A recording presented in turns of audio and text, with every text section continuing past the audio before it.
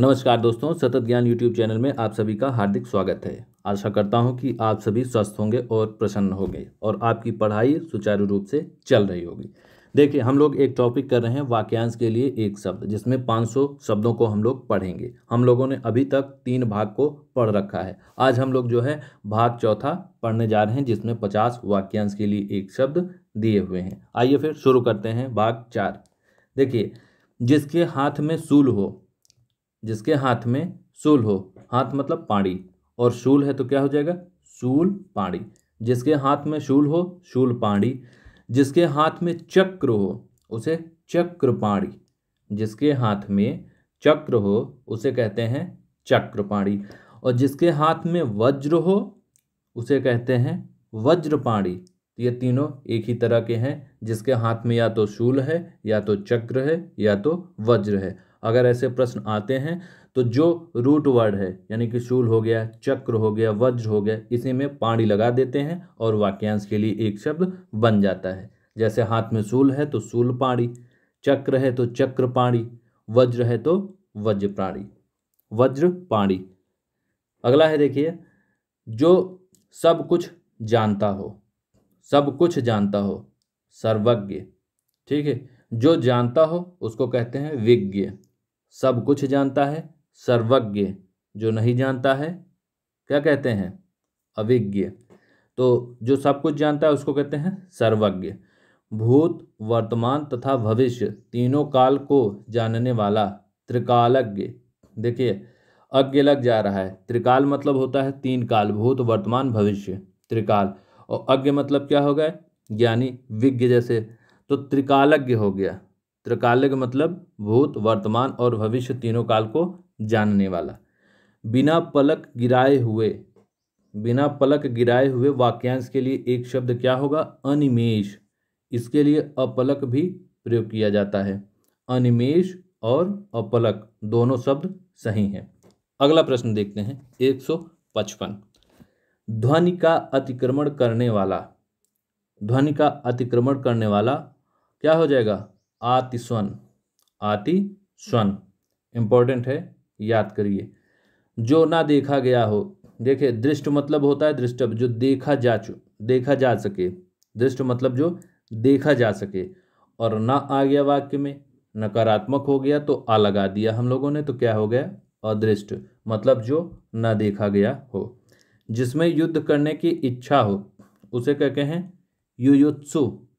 युद्ध करने की इच्छा हो उसे कहते हैं युजुत्सु। देखिए ट्रिक क्या है इसकी, हम लोगों ने देखा था पहले भी, जहाँ इच्छा शब्द आ जाए वहाँ ऊ की मात्रा लग जाएगी।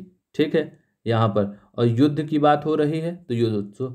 जिसमें युद्ध करने की इच्छा हो युजुत्सु, जिसकी तैरने की इच्छा हो उसे तितीर्षु कहते हैं। ठीक है, तो इस प्रकार से आपको ये शब्द आते रहेंगे। यहाँ पर कन्फ्यूजन भी होगा। देखिए, 2 चीज़ होता है, जिसमें युद्ध करने की इच्छा हो, युद्ध करने की इच्छा एक अलग हो, और जिसमें युद्ध करने की इच्छा हो वो अलग हो जाता है। ठीक है, तो इसमें कन्फ्यूज नहीं करना। यहाँ पर प्रश्न आपका है, जिसमें युद्ध करने की इच्छा हो तो हो जाएगा युयुत्सु। जिसकी माप तोल हो सके, जिसकी माप तोल हो सके उसे कहते हैं परिमेय। देखिए, एक होता है प्रमेय। मैथ में, गणित में हम लोगों ने पढ़ा है प्रमेय। प्रमेय का मतलब जो सिद्ध किया जा सके, अप्रमेय मतलब जो सिद्ध ना किया जा सके। तो कंफ्यूज नहीं करना। माप तोल की बात अगर हो रही है मापन के लिए, यानी कि नापने के लिए, तो वहाँ पर परिमेय होता है, ना कि प्रमेय। तो इसमें गलतियाँ बहुत होती हैं, ये गलती आपको नहीं करनी है। अगला देखते हैं, जो चल ना सके। वाक्यांश है, न का प्रयोग है, नकारात्मक वाक्य है, और लगा करके मूल शब्द के साथ जोड़ देंगे, उत्तर मिल जाएगा। क्या हो जाएगा, अचल, जो चल ना सके। जिसे जीता ना जा सके, देखिए जे, जिसे जीता ना जा सके उसे क्या कहेंगे, अजय। जिसे जीता जा सके, जे पहले हम लोगों ने कर भी रखा है। घुटने तक बाह वाला, घुटने तक बाह वाला उसे क्या कहेंगे, अजान बाहु। मोस्ट इंपॉर्टेंट क्वेश्चन, कम से कम 15 बार ये प्रश्न आया हुआ है, तो गलत नहीं करना है, याद रखना है। घुटने तक बाह वाले को क्या कहेंगे, अजान बाहु। जिसकी आशा ना की गई हो, जिसकी आशा ना की गई हो उसे कहते हैं अप्रत्याशित। देखिए बीच बीच में कुछ रिपीटिशन होंगे, आप लोग को याद होने चाहिए, मेरे बोलने से पहले आपको बोलना चाहिए। बोलिए, जिसकी आशा ना की गई हो क्या कहेंगे? अप्रत्याशित। ठीक। अगला है जिसका उदर लंबा हो। उदर मतलब क्या होता है? पेट। ठीक। जिसका उदर लंबा हो उसे कहते हैं लंबोदर, और जिसके पेट में रस्सी बंधी हो उसको कहते हैं दामोदर। ठीक। उदर पेट से संबंधित। शुरू से अंत तक, जो शुरू से अंत तक है, इसका वाक्यांश के लिए एक शब्द क्या होगा? आद्यांत। देखो आद्यांत, इसको लिखने का तरीका एक और है, अगर कहीं आपको मिल जाए तो आप गलत मत करिएगा। आद्यांत, दा में जो ये नीचे लाइन है ये हलंत है। ठीक है, इसमें ये द जो है ये दा और या से मिल करके बना हुआ है, तो शुरू से अंत तक को क्या कहेंगे? आद्यांत। अगला देखते हैं, जिसका ज्ञान इंद्रियों द्वारा ना हो। जिसका ज्ञान इंद्रियों द्वारा ना हो उसे कहते हैं अतीन्द्रिय। अतीन्द्रिय। और जिसने इंद्र को जीता हो, जीता है तो जीत, किसको जीता? इंद्र को, तो हो जाएगा इंद्रजीत। जिसने इंद्रियों को जीत लिया हो, जिसने इंद्रियों को जीत लिया हो उसे कहते हैं जीतेंद्री। इंद्रियों को जीत लिया। तीन ये एक जैसे शब्द हैं, गलतियां नहीं होनी चाहिए। अगर आपका कोई प्रश्न एग्जाम में आता है तो वहाँ पर मान लीजिए वाक्यांश के लिए एक शब्द दिया हुआ है, जिसका ज्ञान इंद्रियों द्वारा ना हो उसे क्या कहेंगे, तो ऑप्शन में आपको ये तीनों मिल जाएंगे, अतीन्द्रिय, इंद्रजीत और जितेंद्रीय। तो आपको कन्फ्यूज़न हो जाएगा, गलत कर सकते हैं, इसलिए तीनों को अलग अलग याद करना है। इंद्र को जिसने जीता वो क्या कौन हो जाएगा? इंद्रजीत। इंद्रियों को जीत लिया हो जिसने उसे जितेंद्रिय कहते हैं, और जिसका ज्ञान इंद्रियों द्वारा ना हो उसे अतीन्द्रिय कहते हैं। अगला प्रश्न देखते हैं, सबको जीतने वाला। सबको जीतने वाला कौन होता है? सर्वजीत। सबको मतलब सर्व, और जीतने वाला जीत, तो सर्वजीत। सबको समान भाव से देखने वाला। देखने के लिए दर्शी और समान सम, तो समान भाव से देखने वाला समदर्शी, यानी समधनदर्शी हो जाएगा समदर्शी। जो देखने में प्रिय लगे, जो देखने में प्रिय लगे उसे क्या कहते हैं? प्रियदर्शी। देखने की बात जहाँ होगी दर्शी आएगा, और प्रिय की बात आ रही तो प्रियदर्शी हो गया। जो देखने में प्रिय लगे प्रियदर्शी। जिसने बहुत कुछ देख लिया हो उसे क्या कहेंगे? बहुत कुछ देख लिया हो तो बहुदर्शी। देखने के लिए दर्शी, बहुत के लिए बहु, प्रिय के लिए प्रिय, समान के लिए सम। देखिए एक प्रकार के शब्द हैं ये, कंफ्यूज नहीं करना है। अगला देखते हैं, जो भेदा या तोड़ा ना जा सके। जो भेदा या तोड़ा ना जा सके, अभेद्य। देखिए भेदने का भेद्य हो गया, नकारात्मक है ना लगा दिए, अभेद्य हो गया। जिसे कठिनाई से जाना जा सके, दुर्जय। हम लोगों ने पढ़ा था कठिनाई, बुरा, कठिन, ऐसे शब्द जहाँ आते हैं वहाँ पर क्या होता है? तद्भव उपसर्ग के रूप में दो शब्द जुड़ जाता है। ठीक, तो यहाँ पर आप देखिए क्या है? कठिनाई से जाना जा सके, तो इसलिए गे मतलब जानना। वह मार्ग जिस पर चलना कठिन हो, यहाँ कठिन आ गया, और चलने के लिए हम जाते हैं आगमन। ठीक है, गम जैसे शब्द का प्रयोग किया जाता है, रूट वर्ड है, तो चलना कठिन हो तो दुर्गम हो जाएगा। तो वह मार्ग जिस पर चलना कठिन हो उसे क्या कहेंगे? दुर्गम कहेंगे। अगला देखिए, जो संभव ना हो। जो संभव ना हो उसे क्या कहेंगे? असंभव। ना आ गया तो आ गया रूट वर्ड संभव मिला करके हो गया असंभव। प्रिय वचन बोलने वाली स्त्री को क्या बोलते हैं? प्रियम वदा। प्रिय वचन बोलने वाली स्त्री को बोलते हैं प्रियम वदा। जो मधुर बोलता है उसे बोलते हैं मधुर भाषी। देखिए बोलने के लिए भाषा का प्रयोग किया जाता है, मधुर बोल रहा है तो इसलिए मधुर भाषी। जो प्राणों के समान प्यारी हो, प्राण प्रिया। ठीक है, जो प्राणों के समान प्यारी हो उसे कहते हैं प्राण प्रिया। एक बार फिर से देख लेते हैं, दो तीन कंफ्यूजिंग वर्ड हैं, जैसे प्रिय वचन बोलने वाली स्त्री प्रियम वदा, और जो प्राणों के समान प्यारी हो उसे प्राण प्रिया बोलते हैं। जिसके पार ना देखा जा सके। अगर पार देखा जा सकता है तो पारदर्शी, और नहीं देखा जा सकता है तो ना है अ लगा दीजिए, अपारदर्शी। कोई कन्फ्यूजन नहीं। आशा करता हूँ आप लोगों को एकदम क्रिस्टल क्लियर समझ में आ रहा है। चलिए आगे देखते हैं फिर फटाफट। जिसके पार देखा जा सके पारदर्शी, जिसके पार ना देखा जा सके अपारदर्शी। जिसका दमन करना कठिन हो, कठिन शब्द आ गया तो हो जाएगा दुर्दमनीय। क्या हो जाएगा? दुर्दमनीय। जिसका दमन करना कठिन हो उसे कहते हैं दुर्दमनीय। जो कठिनाई से समझ में आता है, जिसका कठिनाई से जो समझ में आता है उसको कहते हैं दुर्बाध।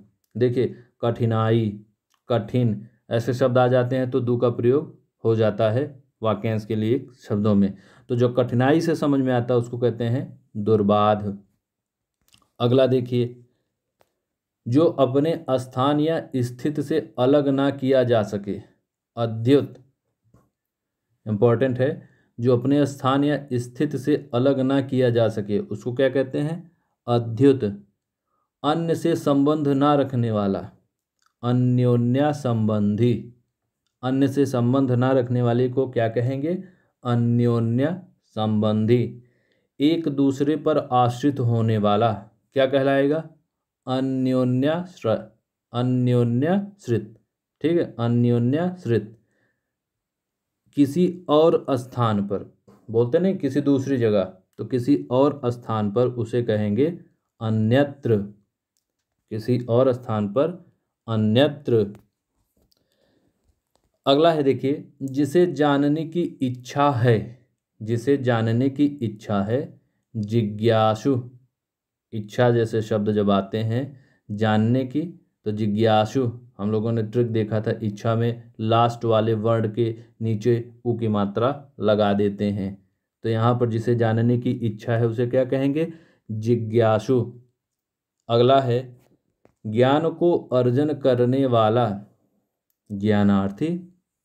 ज्ञान को अर्जन करने वाला कौन हो जाएगा? ज्ञानार्थी।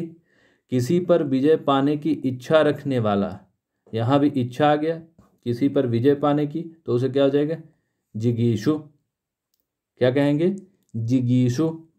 अधिक समय तक जीते रहने का इच्छुक, यहाँ भी इच्छुक आ गया, जिजीविषु। क्या हो जाएगा? जिजीविषु। अधिक समय तक जीते रहने की इच्छा वाला क्या कहलाएगा? जिजीविषु। देखिए ये इंपॉर्टेंट है, कौन सा? जिज्ञासु, जिगीषु, जिजीविषु, तितीर्षु, मुमुक्षु। ये ऐसे शब्द हैं जिसमें इच्छा शब्द वाक्यांश के लिए प्रयोग किया जाता है। तो आशा करता हूँ कि आप लोग इसको अब गलत नहीं करेंगे अगर पहले से कर रहे थे तो। अगला प्रश्न देखते हैं, दूसरे के दोष को खोजने वाला। वेरी इंपॉर्टेंट, कई बार प्रश्न आया हुआ है। दूसरे के दोष को खोजने वाला क्या होता है? छिद्रान्वेषी। दूसरे के दोष को खोजने वाला कौन कहलाता है? छिद्रान्वेषी कहलाता है वो। अनुसंधान करने वाला क्या कहलाएगा? अनुसंधानकर्ता, रिसर्चर, रिसर्च स्कॉलर जो होते हैं। जो ढका ना हो, अनावृत। जो ढका हो वृत्त, जो ना ढका हो अनावृत। आवृत, जो ढका हुआ हो आवृत, और जो ढका ना हो अनावृत। जो दोहराया ना गया हो, अनावर्त। जो दोहराया ना गया हो उसे कहेंगे अनावर्त। अगला देखते हैं, वर्षा का ना होना, अनावृष्टि। ठीक है, वर्षा का ना होना अनावृष्टि। और जो क्षेत्र वर्षा के तरफ नहीं होता यानी कि विपरीत होता उसको क्या बोलते हैं? वृष्टि छाया प्रदेश। कही हुई बात को बार बार कहना, वाक्यांश के लिए एक शब्द क्या होगा? पुनरुक्ति। कही हुई बात को बार बार कहना क्या कहलाएगा? पुनरुक्ति। कटु बोलने वाला, बोलने वाला के लिए भाषी शब्द का प्रयोग होता है, हम लोगों ने देखा पहले अभी। और कटु बोल रहा है तो कटुभाषी हो जाएगा। कटु बोलने वाला कटुभाषी। जो आसानी से प्राप्त किया जा सके उसे कहते हैं सुलभ। क्या कहते हैं, सुलभ, जो आसानी से प्राप्त किया जा सकता है। और सबको जीतने वाला क्या कहलाता है, सर्वजीत। सबको जीतने वाला कहलाता है सर्वजीत। देखिए ये थे आज के 50 सबसे इम्पोर्टेंट क्या थे, वाक्यांश के लिए एक शब्द। हम लोगों ने अभी तक कितना पढ़ लिया, 200। ठीक है, वाक्यांश के लिए एक शब्द की सीरीज चल रही, जिसमें आज हम लोगों ने भाग 4 पढ़ा। अगले वीडियो क्लास में हम लोग इसी का भाग 5 पढ़ेंगे। तब तक के लिए